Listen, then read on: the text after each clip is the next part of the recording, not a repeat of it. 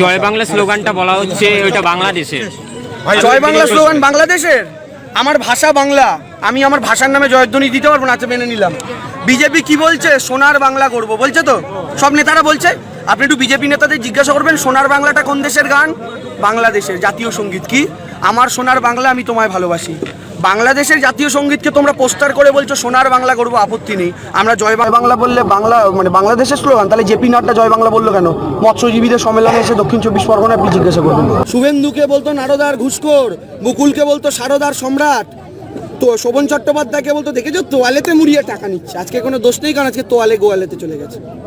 তো এটা তো এদের ফর্মুলা। আমরা তো বলছি ভয় পেয়ে কেউ মেরুদণ্ড বিক্রি করে। দেখুন আমাদের দলে সুদীপ বন্দ্যোপাধ্যায়কে জেলে নিয়ে গেছিল, মদন মিত্রকেও জেলে নিয়ে গেছিল, 3 বছর জেলে রেখেছে, প্রমাণ দিতে পারেনি, আদালত জামিন দিয়ে দিয়েছে, বলছে শুধু প্রভাবশালী তত্ত্বে অ্যারেস্ট করে রাখা যায় না। এরা মেরুদণ্ড বেচেননি, স্বমহিমায় মিটিং মিছিল করছেন, মানুষ তাদের শুনছেন। শুভেন্দুবাবুরা মেরুদণ্ড বিক্রি করেছেন। সেদিন ব্রিটিশদের সামনে যারা মেরুদণ্ড বিক্রি করেছিল তাদেরকে আজকের প্রজন্ম আরএসএস বলেছেন, বিশ্বাসঘাতক বলেছেন, বেঈমান বলেছেন। আগামী প্রজন্ম 100 বছর পর যখন ইতিহাস বই তৈরি হবে, মমতা ব্যানার্জির নাম নিয়ে বাচ্চা ছেলে মেয়েদের যখন 10 নম্বরের প্রশ্ন আসবে, বাংলার নতুন করে সেজে ওঠা বাংলার দ্বিতীয় নবরূপকার হিসাবে মমতা ব্যানার্জির ভূমিকা আলোচনা করো, সেদিনকে 2.5 নম্বর প্রশ্নের একটা টিকা আসবে।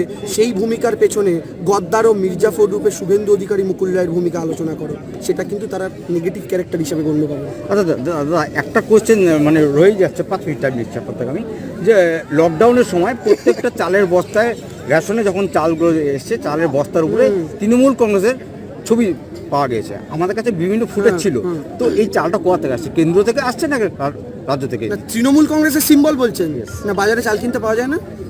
পাওয়া যায় তো। লকডাউনের সময় রেশন দোকানের কথা বলেছি আমি, নট ফর রেশন দোকানে তৃণমূলের সিম্বল দেখেছেন আপনি?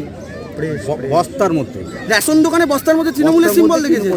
তো রেশন দোকানে বস্তার মধ্যে তৃণমূলের সিম্বল দেখেছেন, ওটা রেশনওয়ালাকে বলুন, পুলিশে গিয়ে ফায়ার করুন। জনতাকে জিজ্ঞাসা করুন, একজন মানুষ আছেন যার কার্ড আছে, ও রেশন পায়নি লকডাউনে?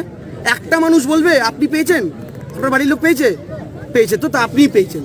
একটা মানুষকে দেখান, সে যে পার্টি করুক, যে আমি লকডাউনে রেশন পাইনি, আমার কার্ড ছিল, দেখাতে পারবে? একজনও দেখাতে পারবেন না, সবাই পেয়েছে। এই চাল চুরির অভিযোগটা তারা করছে যাদের আপনাদের জলপাইগুড়ি না কোথায় যে পার্টি অফিসে ঠুঁসে পাওয়া গেল না, বানারহাটে বিজেপির পার্টি অফিসে ঠোসা অবস্থা পাওয়া গেল।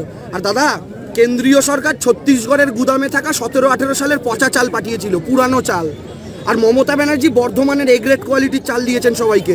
বর্ধমানের চাল ভারতবর্ষের মধ্যে শ্রেষ্ঠ চাল বলে গণ্য করা হয়, ওটা বাংলার মানুষকে দিয়েছেন। আর মোদিজি পচা চাল পাঠিয়েছেন, পাঠানোর পর এখন বন্ধ। এখন আর চাল পাঠাচ্ছেন না, ফুড সাবসিডি দিচ্ছেন না, এখন যা চাল পাচ্ছেন 100% দিদির চাল।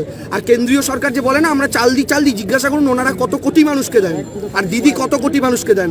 ওনাদের ক্রাইটেরিয়া অনুযায়ী কতজন পেতে পারেন? এ তো মানে আপনাদের আয়ুষ্মান ভারতের মতো যে ঢপবাজি, যে আয়ুষ্মান ভারত 1 কোটি। আর জানেন, আপনার বাড়িতে ফ্রিজ থাকলে আপনি আয়ুষ্মান ভারত পাবেন না, আপনার বাড়িতে বাইক থাকলে আপনি আয়ুষ্মান ভারত পাবেন না, আপনার বাড়িতে কল চালানোর পাম্প থাকলে আয়ুষ্মান ভারত পাবেন না, কোনো চাষি ভাইয়ের বাড়িতে যদি পাম্প থাকে আয়ুষ্মান ভারত পাবেন না, আপনাদের বাড়িতে যদি কালার টিভি থাকে আয়ুষ্মান ভারত পাবেন না। ক্রাইটেরিয়াটা পড়বেন, কজন মানুষ আছেন যাদের বাড়িতে এগুলোর একটাও নেই?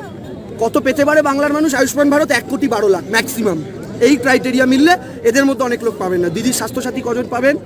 10 কোটি মানুষ। আয়ুষ্মান ভারতে কেন্দ্র দেবে 60, রাজ্যকে দিতে হবে 40। আর মমতা ব্যানার্জি বলছে আমি 100 দেবো, মোদিজিকে আমি বলছি না আপনি 40 দিন। তাহলে এই হচ্ছে বিজেপির মিথ্যাচার, ওরা চাল নিয়েও এই মিথ্যাচার করেছে। দাদা, মমতা ব্যানার্জি ক্ষমতায় আসার পর জঙ্গলমহলে প্রথম 2 টাকা কিলো চাল দেওয়া শুরু করে। সালটা কত? 2011।